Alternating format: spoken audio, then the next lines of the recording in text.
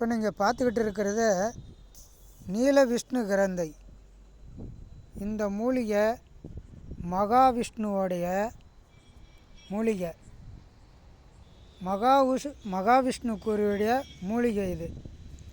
இந்த மூலிகையை வச்சு பூஜை செய்யும்போது மகாவிஷ்ணு உங்களுக்கு அருள் புரிவார், அவர் வசியமாவார்னு குறிப்பில் இருக்குது. இந்த மூலிகைக்கு